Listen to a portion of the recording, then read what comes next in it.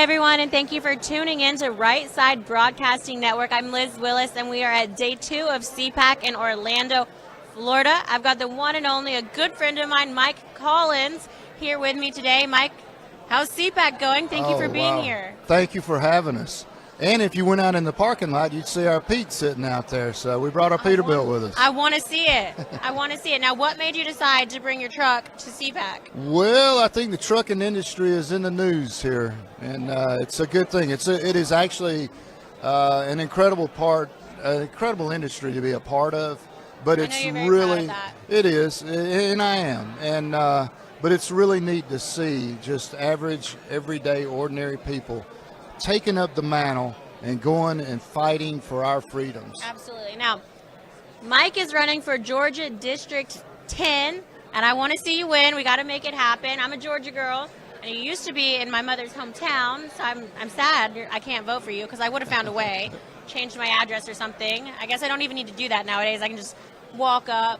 But your history is you have a lot of expertise in trucking. That's correct? I do. You know, I'm a second generation in the trucking industry. My parents actually started their own trucking company, and they hauled logs for a living. So when I got married, I knew that we needed to start our own business because there just wasn't enough trucks otherwise. So it's something that we've been involved with for over 30 years now, and been very, very fortunate to build a business from just one single truck to where we run over 115 trucks across the country today. So it's been a very successful, just a very good venture for me and my wife. Nice.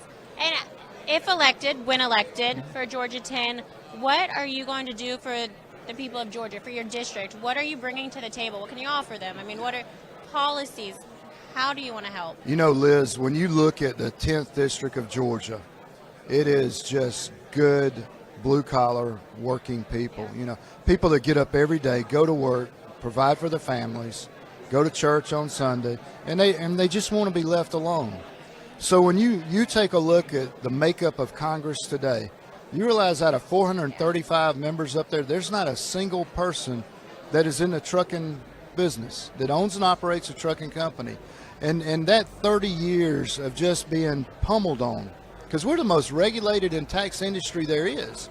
And that 30 years of experience, that alone gives me a qualification that most people don't have.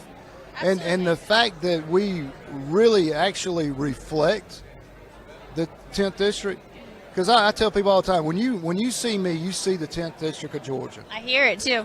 But yeah. But that's what we need in Congress. We need actual representation from people who are willing to set their business to the side and just go serve. Yeah. So. Well, we appreciate what you're doing. Now, I know that since we've spoken last, we talked at the last CPAC, and we try to talk back and forth about the Georgia Forestry Association and different stuff. Have you seen any changes with what President Trump had offered? And I mean, lumber right now, I guess what I'm getting at, is at an all-time high. What's going on there? And what? Everything is at an all-time high. You're seeing, and a lot of it had to do immediately with the Biden administration shutting down that pipeline, cutting off all drilling and making it harder for us to be energy independent. I mean, it doesn't take much common sense to understand that this country runs off of oil. We need that to produce our products. Then you take the fact that there has been a housing shortage, along with the pandemic, that everything got shut down. And trucking was in a very hard situation. You know, we actually kept trucking throughout the entire pandemic. The problem was that the manufacturing part of it was not there. Yeah. I can't tell you how many times we'd pull up to a shipper or consignee and nobody would be there. And they had somebody test positive, so they closed the whole place down. So there was such a disruption in our supply chain and our manufacturing. It's going to take a while to get that back on course. And that's where you're seeing some of the printing money and giving money away for people to stay at home has not helped the situation. And inflation is one of the things that we have got to get under control as a country. How has the Port of Savannah been doing? Do you have any insight on that? I know that I've read some things about Brian Kemp really trying to keep it open and allow for an alternative route for a lot of these cargo ships to come in. Has that been beneficial to the Port of Savannah is a really good example of how to run a port. They have done a number of different things, setting up the interior ports where you can rail the products in and then run it through customs. Been really helpful because of the congestion at the ports. But they also know how to make appointments and get people in and out. Good. You take the Port of LA, for instance, with their unions over there. They estimated that last year alone cost over $1 billion for the trucking industry just because they couldn't make appointments and keep them. That's awful. That's It insane. I hope people are fired, but who knows? Next things I want to touch on is, I have to let you go, but fundraising and endorsements. Now, I follow you on social media. I have for a while, and I've been able to watch just your support grow and grow. So many people are Team Mike Collins now, but who has endorsed you, and do you expect any future endorsements? We're constantly rolling out our endorsements. We've got some that we sit on for a while, and we're building. But Newt Gingrich came out day one and endorsed us.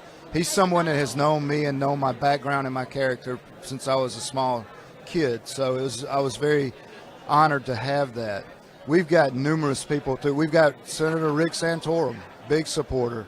And actually, I think he paved the way for blue-collar people to serve. I think he actually paved the way for Donald Trump's presidency.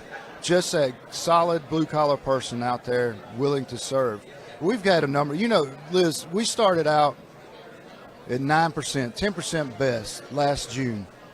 And then in November, Breitbart did a poll on several races, ours included, and we were at 25%. In a field of 11 with the second place person at 10% at that time. And then just a week and a half ago, Trafalgar came out, and now we're at 36%. I love it. With the second place person at 11%. So we moved up 11 points. They moved up 1 point. And we see it, we feel it. Good. And but your hard work is showing off. You've been a busy man. We have over 10,000 doors that we've knocked. Over 3,000 yard signs that we put in people's yards. That's not put them at the gas station or on the right-of-way. That's in someone's front yard. So we are out there. We've got a great team of people, incredible team. We're all competitive, so we turn everything into a competition. It may be bad, but we love it, and we're going to run this thing like we're tied up in knots to the very last minute. I've been watching. You're doing a great job. And one of the last questions, then I'll let you go. But fundraising is something a lot of people, it's one of the most difficult things for a campaign to do. How is fundraising going, and how can our viewers, if they want to support you, how can they do that? We would love to have their support. You're right. These races are not cheap. And when you have last-minute entries into campaigns, too, it kind of throws some things into a tizzy. We know that now we've got a little more we've got to spend in this race. But we could sure use their help. We'd love to, if they could go to MikeCollinsGA.com, you can find us there. You can use Mike Collins GA across any of the social media platforms. Perfect. So that was my last question, but now I'm going to ask one more. What do you think about Herschel Walker? Do you think that he's going to be able to win the gubernatorial race in Georgia? I don't know how that race will come out. I do know that I was sitting in those bleachers when we won the Sugar Bowl. I do know that I was on the field and we tore those goalposts down. And I got to meet him probably about a month ago, and it was one of the highlights. I never would have thought I would get to meet Herschel Incredible. Walker. He's a hero for a lot of Middle Georgia. So really nice to see. I hope one day that you'll be my congressman and he'll be my governor. I'm really looking forward to that. And a great person, too. Just a good, humble person. Seems like it. I hope one day that I'll meet him as well. But thank you so much, Mike. And we're going to continue to watch your numbers just go up and up. Thank you. Appreciate your time.